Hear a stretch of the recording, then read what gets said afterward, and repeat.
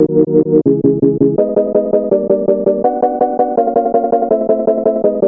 you had told me that you worked for Tesla for a while, and I wore my Tesla pants. They're actually my boyfriend's pants.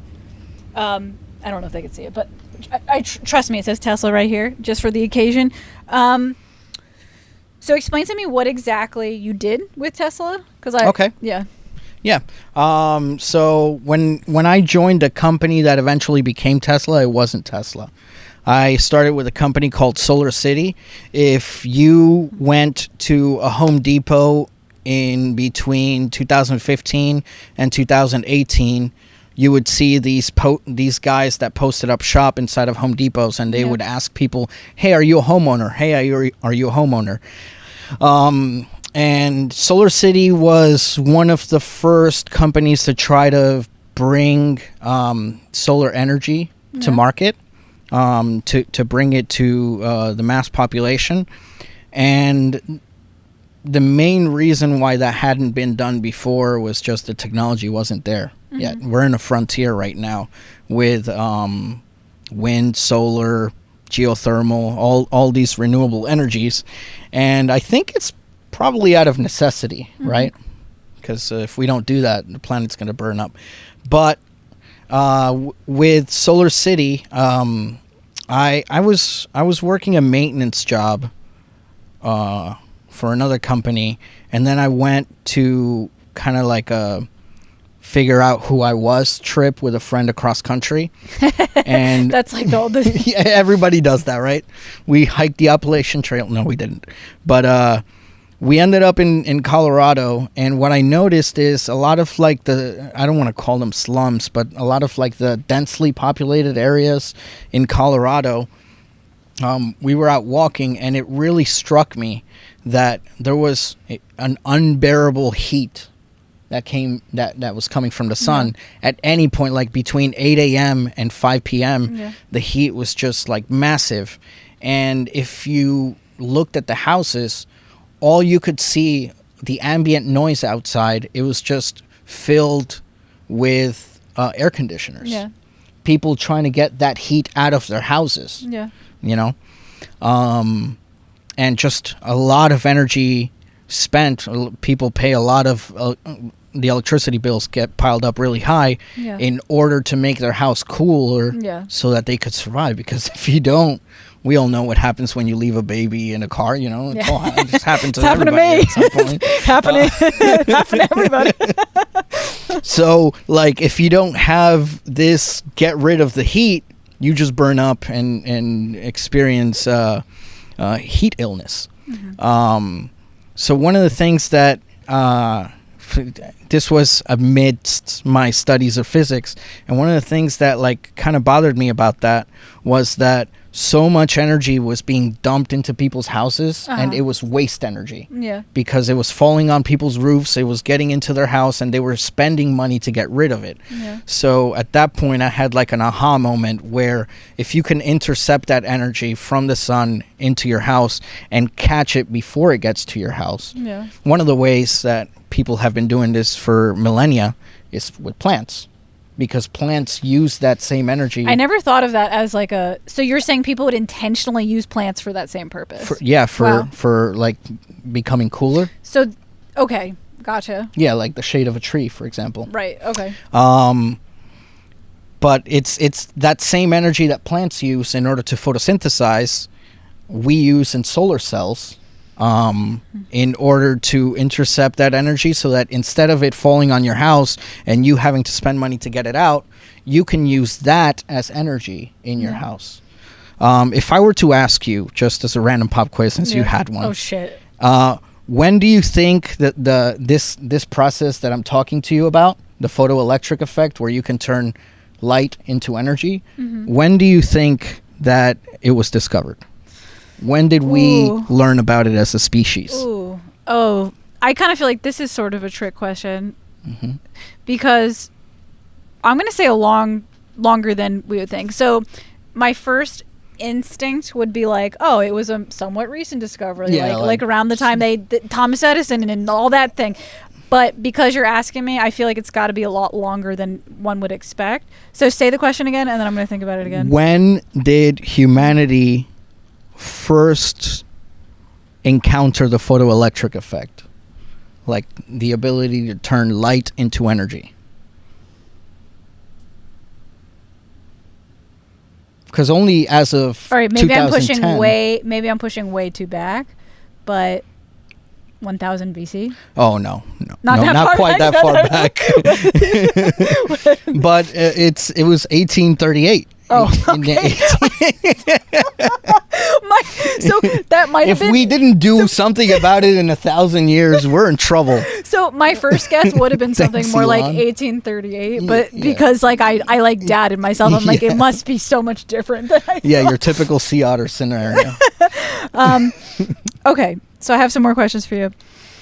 All right, so since you worked for Tesla, I don't know if we're allowed to talk about this, but if we can, we will, and if we can't, we won't. Yeah. Can you explain to me, and we've talked a little bit of this on the phone, but if we could talk about it more on the podcast, can you explain to me why is there such a huge polarization between Elon Musk as a good person, or like it feels like there's nobody who's like, oh yeah, I heard of that guy. It's either like fuck him, he's a rich piece of shit, or like he's a god and he's going to save the species. It's like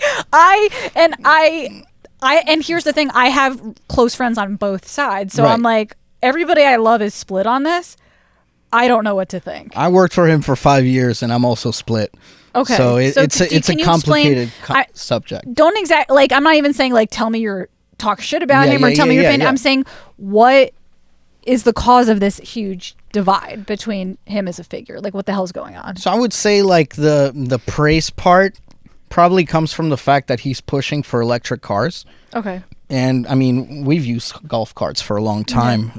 The electric car actually preceded the combustion engine. Yeah. So we made electric cars before we made regular cars. Yeah. As humans. But one of the big reasons why electric cars never really took off was because the people in power, the Westinghouses of the world, they had too much at stake with oil. Yeah. And if you don't have something to use oil on, then you don't make a fortune. So they kind of like swept it under the rug for a while, and he's one of the only people that is making other people do something about it. So the Tesla bros that you see online, they're affixed with his will to take on big oil in order to get a service that humanity will eventually benefit from. Okay. Maybe not right now, because you have to spend a lot of money in order to make a technology better. Right. But the Tesla bros are on his side because he is saying that he wants to do something about the global catastrophe that's imminent if we keep burning fossil fuels. Okay. And the haters, what's that? The haters? The haters are, I wouldn't even say haters, I would say realists. The realists of the world. Wow, this sounds like I'm shitting on them. No, they don't believe the haters, like the people who are the correct. People who are correct. You mean the right people? No. They think that he's a snake oil salesman. That he's trying to make money, capitalize on an idea that we won't be able to get correct in a long time. Right. Okay. So okay, I think I get it now. So the people who are like, he's a snake oil salesman, they're saying like, you're buying into his idea that he can fix these problems. He can't, and you're glorifying him, and he's just like a regular dude. Let's just put this on the table, though. The guy coded PayPal, which when he made it, it was X.com. Yeah. But he built the platform of PayPal, the internet way of paying for things that is used universally. He created it, coded it with his brother in a 1-bedroom apartment on the couch, sleeping during the day and coding at night, from scratch, and then sold that idea for, I think it was $150 million, most people, if they got $150 million, they would just like move to the Bahamas and live out a really nice life and give their children a really nice life. I don't know if 150 million probably doesn't stretch that long.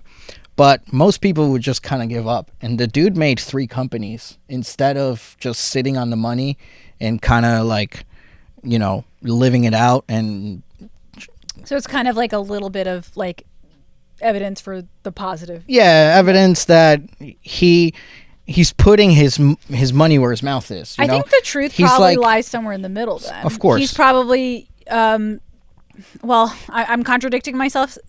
I was going to say, at first I was going to say money might have the power to change people, but then I was going to say there's this old-fashioned quote that's like, money doesn't, I don't even know, it might not be an old-fashioned quote, it might be like from last year, but it's like the quote is, money doesn't change who you are, it just exposes who you are. Right. So correct. I'm not sure which is true, but if there is like a little bit of like maybe the money changed him and he enjoyed the fame and he's also growing, you know. Maybe his altruistic ideals, he doesn't want to push them forward anymore, and that's why he's going into Twitter and things like that. Or maybe he really cares about free speech, but I think his Twitter move was more of probably like a challenge for himself. I think he did that selfishly. Like moving into Twitter, because his movement to Twitter, that focus could have been better spent with Tesla products, with solar products, and with SpaceX products. But instead, he selfishly used part of his attention span to do other things. Gotcha. You know, with Twitter. So I think he's changing. What would he benefit from doing that with Twitter? How would that benefit him? Hollywood parties and praying to the great owl effigy in the middle of the forest. Okay. It's interesting. I mean, I can't say more than that. It's interesting how like free speech is like, we're talking about the division of Elon Musk. There's also like a whole nother division of free speech as well, which is like a whole nother thing to unpack. We won't get to that this episode. That would be like another episode. All right. Okay. Transition. So you had given me a list of your favorite comedians. I'm going to challenge you on one of them. I'm sorry for putting that in there. I was just free thinking at some point. It was so random. Like it was like I was like expecting a bio of like your job. It's just like my favorite comedian. Top 20 favorite comedians according to Max or something. Since you put it there, I'm like, all right, let's go there. Yeah. Challenge. The challenge is, and I'm going to get hate for this from the comedy community because I know some of my comedian friends listen to this podcast, but they might agree with me as well. Yeah. I liked your entire list. There was one person on the list that I don't like their stand-up. Can you guess who it is? I'm not going to tell you. I like some other things they've done that might help, but I don't like their stand-up. I think I know who it is. Bill Cosby? He wasn't on the list. I don't like his comedy, but I think he's a great guy. I don't like his stand-up, but other things he did. He was prolific. With him. Did you notice a lot of musicians love to use that word, prolific? Really? It's like when they're introduced. I used it to you the other day when I was prolific composer. Yeah, you're right. No, with Bill Cosby, it's polar opposite. I did not put Bill Cosby on my list. He's not my top 20. With Bill Cosby, I actually like hate him as a person, obviously, but I'm like, I have to admit, I like his stand. Did I put Patrice O'Neill in there? You might have. I don't know. Okay, so the answer is Jerry Seinfeld. Seinfeld. Okay, let me explain. That is surprising. Yes. Okay. So I love his show. That was one of those shows that it was like I watched. That's not his show. It's what's the other guy's name? It's not Dave Coulier. Curb Your Enthusiasm. Yeah. What's his name again? What does it start with? It's him. I forgot. Whatever that guy. So the Curb Your Enthusiasm guy. Seinfeld's in the show. Yeah. I thought they co-wrote it. They did co-write it. But it's not his show. But it's not his, Okay. I like that show that he co-wrote. I love it. His stand-up, I find boring. So argue with me why do you like it? Why am I? If you're gonna tell me no, you're wrong. Why? Why am I wrong? He approaches comedy the way that I approach music. Okay. Which is not. It's definitely not like a rock band. Just play notes and see which one sounds good. Yeah. And go with that one because it gets a bigger laugh or it sounds better. He approaches comedy as a theoretician. So he has a very he's musical in his delivery as well, but he has a comedy theory that he works on and he has developed over the years, and I think that is difficult to do. It's kind of like pulling something out of the ethereal. You know, it's like making a great Beatles song. Yeah. Like they didn't, you know. I guess that's a bad example because they didn't really know music theory, but it's like you know, it's like a good Bach invention. Okay. You know, so it's like the theory complements the art. I think for me, or is structured around it, like scaffolding. I understand what you're saying, and I have that same feeling for other comedians that people tell me they don't like. So I don't know if you know who Mark Normand is. Oh, of course. Mark Normand is considered like sort of traditional joke writer, set up punchline type of thing. And a lot of modern comedians love him, but some of my modern comedian friends are like, he's old fashioned. He's like a modern Seinfeld. He's boring. Like, so I appreciate that in Mark Normand when he's talking about like more modern things. But I think with Seinfeld, it might be like an outdated thing. Mm-hmm. Like I've seen, but then again, I think I've only really seen his stand up from the Seinfeld I think show. Seinfeld puts himself in a box. Okay. So Mark Normand has more of like his style is his voice, you know. He bases that around how it sounds coming out of his own mouth. Yeah. But I think Jerry Seinfeld, it's almost like George Carlin too. Like he does themes. He has variations on the theme and says, "Oh, you're looking at it this way because I said it, but you could also look at this one word this other way." So he's skilled. I can. All right. So for me, I don't know if he's skilled. He's definitely persistent, though. I think for me now, I'm mentally categorizing Jerry Seinfeld as like my view of Taylor Swift.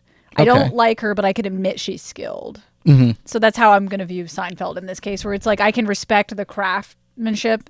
Of course. But personally, it's just like never done it for me. And a lot of my comedian friends are like, what the fuck? Like, go to hell. Like, they're like really pissed about me for it. And I'm just like, but I also can't like deny. Like, they're okay. He's also, I think he made a career out of doing clean comedy, right? Yes, and that's not to say like make it a point to not curse, which is impressive, or shock value. Yeah, which is impressive. Like it's putting yourself in a box. It's like I will not step over this line, or at least he didn't up until like his latest special. I think that's what, like, I feel guilty saying this, but I think that's what it is about him. There's something kind of like nerdy about him. Yeah, but like not in the cool nerdy. He's obsessive. Way. Yeah. Okay. I don't think he does comedy. Well, I know he doesn't do comedy because he needs money. I think he does comedy because he's so connected with the art. Like not connected in like he's so good at it. He's connected with it. He can't see himself outside of it. Yeah. So like he feels like comedy for him is like breathing. He's like in a nerdy way. You know? Yeah. All right. Okay. I think I mostly agree with you. Like, I can say he's a good comedian. It's just that it doesn't do it for me. Yeah, I can see why you would be so opposed to that, though, because he was in my top 5, wasn't he? He was up there in the list. Yeah, I think so. All right. But you know who I think the best comedian on the list is Norm. Norm Macdonald. Yeah. Right. Yeah. Okay. I think he kind of transcended comedy in that he's always thinking about how other people will see it. He doesn't write or something because he has to or because he knows the theory of comedy. I think he has like he had a very intuitive instinct on what other people will find funny. My boyfriend's a huge fan of him. I feel like I would categorize him as I don't remember some of the names of the comics because I had never heard from them previously. But for some reason, my boyfriend's really into comedians who like intentionally do awkward things on stage? What are can you think of any? I feel like there was one of them on your list besides Norm Macdonald. There's some comedians that will like intentionally be strange to try to get like an uncomfortable. Jim Carrey, I guess. Maybe Jim sort Carrey. of, but there's other ones too. But he was more like an expressive facial comedian. Yeah, but anyhow, I like one of the jokes that that Norm Macdonald's son actually wrote. That Norm, I don't think he liked it, but the joke goes, "I'm on a seafood diet. If I see food and it's a fish, I eat it." It's like meta comedy, you know. It's like comedy that is aware that it's comedy. Yeah, it's very. I like that sort of meta comedy. Aware of itself. Yeah. Okay. Dimitri Martin, was he on that list? No. If I didn't put him on that list, I made a mistake because I think weirder, like the weirdest comedians that exist, but I can't think of any of their names. Yeah. I just can't at the top of my head. Yeah, right. Yeah. Maybe listeners, if you can think of some that I'm talking about, like there's a certain, okay, for example, this isn't one of the comedians, but I've experienced this in real life. I went to an open mic comedy event once, and one of the comedians just walked on stage and did nothing for 5 minutes. They just stared at the audience for 5 minutes straight, and like the whole audience was like freaking out and like sometimes like giggling like like thinking like, is he serious? And then like getting silent and looking at each other, and like you can tell that the guy doing it like was like getting a thrill out of it. Right. So there's some like that piece called Silence, that music piece that's called Silence, which is just rests all the way through, and the music is what the audience reacts to. Yes. So like there's it's only funny because you're hearing people be uncomfortable in the background. some of these same style of comedians, like they'll do roast battles where they purposely say jokes that are bad because they're so bad that they're funny. Like they'll purposely say jokes that aren't funny at all, just so I feel like that's a very, very difficult one because people if it's something that is good because it's bad, you can't. It's like betting on roulette. You can never like purposely write that joke and ensure that it's funny. Like you can't perform that joke to arenas. Like like Kevin Hart. Or nobody else is doing arenas. I think that's what I'm getting at. These style of comedians, like they're not there to perform for arenas. They're there to like just have fun and fuck around. Yeah. You know what I mean? Okay, so I do have a couple more questions for you. We probably went over an hour, but that's okay. We're getting towards the end of the list. So you and I, literally having hung out in a decade, as we said, That's true. Life 10 days for those keeping track at home. What life wisdom have you acquired since I last hung out with you that have made you a better person today? And obviously it can't be like everything you've learned. Like, is there like one key thing that you're like, yeah, since I've known you last, I've changed this about myself, or I've learned this and it's helped me become the man I am today? Is there anything like that? That is, you should have emailed me that question because I think I need more time to think about that. Yeah, sure. I think maybe be a little bit more malleable with things that I take to be true today. Okay. Because I have had great pleasure in my life changing my mind on things. Okay. And before, I feel like I was very black and white. Like this is like this, and it could only be like this because this makes sense. Yeah. And I feel like the lesson in a nutshell would be you don't know the things you don't know. Yeah. So keep your mind open. And my favorite type of people are the ones that can have a meaningful discussion and change their viewpoints on things. And I feel like that's what the country needs right now too. It's like, yes, you should allow. I'm not gonna say something controversial. Never mind. We're on YouTube. I have like if this was Kick, I'd be all over it. YouTube is changing, I feel. Yeah. But I have like mixed feelings about that. I am a type of person who can't make my mind on things. Like I'm very open-minded to different explanations or different possibilities, and I personally find that that's a blessing and a curse, because it's a blessing because I don't get so stuck on these like the ideas, concrete ideas. That's But dangerous. That's dangerous territory. That's also dangerous. That's dangerous territory. That's also a curse because it's like Marxism dangerous. Yeah, sometimes it's like I feel dangerous to society. Sometimes I feel like because my mind is like that, I don't like I go crazy. I'm like, what is the meaning of anything? Like if nothing has definition, what the fuck does any of this mean? And I think like that same thing is it's like a what's the double-edged sword? It's like the thing that drives me mad, but also keeps me sane. Like it's like it drives me mad and keeps me sane at the same time. Can't live with it, can't live without it. Yeah. So, yeah, but no, that's cool. If I had to, that is a difficult question. Like what has changed in 10 years? Yeah. I think if I had to try to answer that in 1 second, like I just put on you, I'd probably say, I'm almost afraid to say this because I hope I showed it today, but I feel I'm a better listener than I used to be. Okay. I feel that I used to cut people off a lot. So I'm sorry if I did that today because, but I feel like overall over the past 10 years, I've become a far better listener. And that's something that like, I literally didn't know I was doing. It took me years of like people being like, hey, shut up. like, for me to be like, oh, I'm talking too much. Like, you know what I mean? Nobody was ever the same after the, I'm going to let you finish. Yeah. But Rihanna had one of the best music videos of all time. All right. Okay. What happened to Kanye in the last 10 years? Holy shit. He was the shit when we last hung out. Let's get him on the podcast. He was a fucking genius. Like, what have you done to change today? Okay. All right. Yay, we need you back. We have 2 more questions. I'm assuming you're also open to talking about this as well because it was on your bio. Tell me a little bit more about your company that you just co-started. Okay. So we started... A lot of this might be jargon, like, you know... Like the music theory stuff. Yeah, like the music theory stuff. Yeah. But we started... I'm going to try to simplify it as much as I can. When we talk about our company to other people, my... like all the pussies just dry up. Like the co-presidents cut me off because they see that people are just like ice glossy, not even listening to me anymore.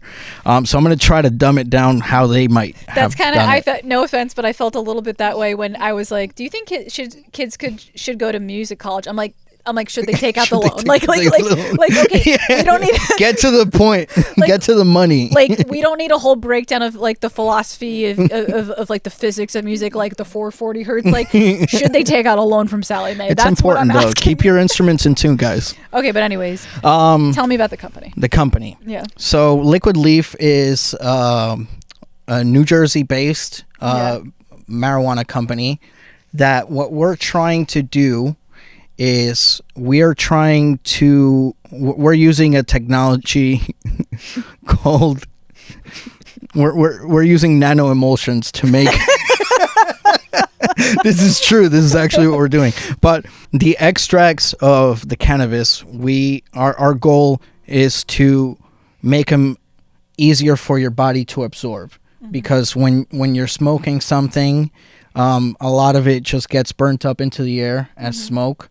You're not getting a full effect of you're not taking advantage of all of the marijuana in a marijuana cigarette. Yeah. When you eat edibles, a lot of it gets processed through your system, and you know, you kind of get rid of it and you don't get that effect, although it's edibles is better than smoking. Yeah. But what we're doing is we're making the cannabis oil be able to be diluted in water products, so that we can use it for edibles that are more potent, longer lasting, and also so that we can put extracts into water, so creating tinctures of weed products. And you know, as we were creating the company, we were tossing a lot of ideas around, and one of the things that most appealed to us would be kind of like something that you could have at a party that is non-alcoholic, but it could still get you a little bit elevated, social lubricant. And then as we were talking, it would be also easier for people that don't want, like elderly people who want to feel the effects and reliefs of marijuana, that don't want to be smoking a cigarette because they have a negative viewpoint on how that looks. Now this product would be available to them in order to help with ailments. And I have to say, I started taking edibles. Mhm. I used to smoke weed when I was younger, and I didn't for a long time. I love them. There is a side effect that I'm not sure there's any way to get rid of. Mm-hmm. So I'm a singer, obviously, as we sung a song in the beginning. I've noticed that I get cotton mouth even from edibles, which blew my mind because I thought that was specifically from the smoking. Like I thought if you smoked, your mouth was dry. But I find that I looked it up. I'm like, how am I still getting this like really dry mouth even with the edibles? Turns out that THC or whatever, THC is the thing that makes your mouth dry. Like it dehydrates your mouth. And I'm like, oh fuck, like that's bad for singers. So I don't know. That might be something that you can't get rid of. But I don't know if your company takes care of that. So yeah, that's actually an interesting point that you made, because we are experimenting with not only THC but using other cannabinoids that are present in the marijuana plant, and mixing with our tinctures things like coconut water to reduce that dehydrating effect. I don't think you would ever be able to fully get rid of it, but it's something that isn't studied. So that's one of the main reasons why we made this company, is we want to just be able to try different things out and see have products that cater to the specific user. And what inspired you to create this company? New Jersey legalized marijuana in 2022. And I saw the effects that the marijuana industry had on places like Colorado, California, where suddenly the state had too much money to spend. And then things like local parks, they were given huge budgets to, you would go to like an area that you would think like, oh, this place is kind of like run down, the houses around don't seem that great, but you go to the local park and they have crazy amenities, like a huge bathroom, a lot of places for kids to play. So I feel like it's something that the people are willing to spend that extra tax money on, and that benefits the state and to a large degree. So if we could get on that wave, so to speak, and find a small corner of the market, it would be a fun way to make money off of something that a lot of the people I went into business with, they've been smokers for 20 plus years, so they have extensive knowledge. I also have some knowledge on that department. It's interesting how, like, I would say most of society right now is accepting of the legalization of marijuana, but there's still like groups of people that are like, this is bad, like this is bad for society. What do you think? Is it just like prejudices against marijuana, or what do you think would cause people to think that? I have a feeling that it's kind of like the ID mentality, like they identify this product with hippies smoking, no shoes, don't have a job. Like there's no good. They don't. So they don't have a care in the world. There's going to be no stability. Like no one's going to put on a suit and tie anymore. It's all going to be just people like. But that's the same. That's the same with anything people consume. Like they can get complacent. There's extremely productive people that also take marijuana. So that stigma is kind of changing. But I feel what I don't want to happen is those people that view marijuana as a negative thing, I don't want them to miss out on the marijuana. I want them to fucking get high. No, I don't want them to miss out on some of the benefits that that are now, through more studying, those effects are starting to come out more into the public eye. But like as a painkiller, you can't really say cure or medicinal things for the marijuana yet, but as an alternative to things like opioids, I'm 33 and I had 3 friends already that have died because of opioids. Yeah, me too. I've had at least 2. And they started not because they were junkies, they started because they fractured their arm, and they were prescribed opioids in a hospital for pain. Dude, let me tell you this. I went to get a root canal maybe 6 years ago at this point, 5. It wasn't that bad. At the end, the lady was like, I'm going to prescribe you 30 days of Percocets. And I'm like, 30 days? I was like, it barely even hurts now. I'm like, don't I just need like 1 day?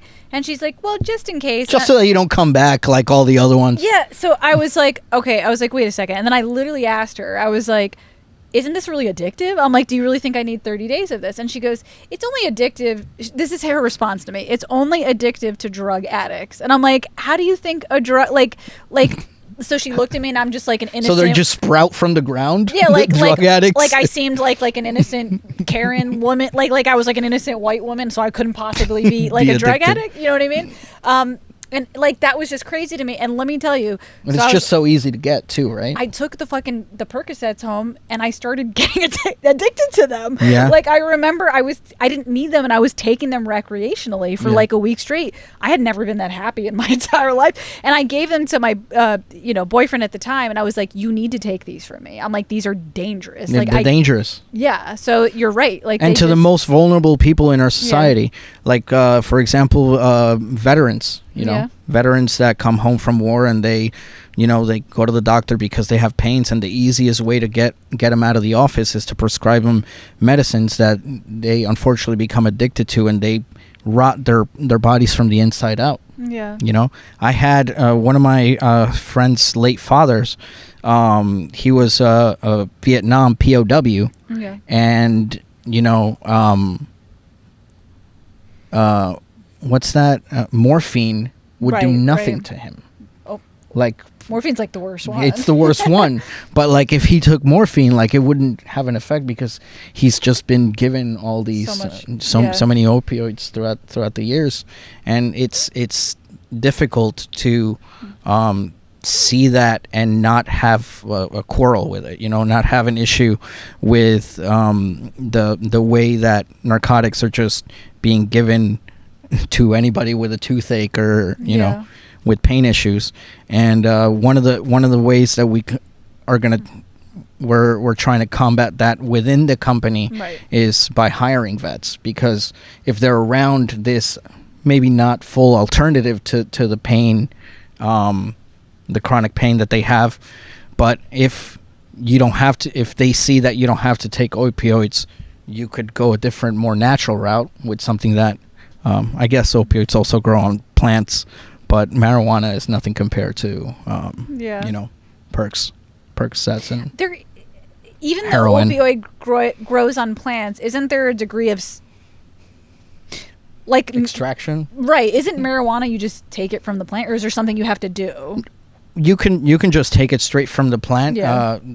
The way that we're working it with our company, we're taking extracts from the marijuana plant as well. So there are ways that you can do it. All right. And even to make edibles, you boil the plant in something with a lot of fatty, like butter or something like that, and then extract that THC component into the fat, and then that's how you cook with it. Right. Because you don't really want to be picking out, So I guess there's no like way to determine like, oh, this is from nature, therefore it's the good one. It's like it's all from nature technically, and it's all manipulated. There's nothing that isn't from nature on this planet. If I drink a smoothie, like that was a bold statement. If I drink a smoothie, which is like blended blueberries, it's like, yes, those blueberries are from nature, but that's like blender is like a very it's like the next step. It's like you take blueberry, you make smoothie. There's not like 10 pharmaceutical steps before that.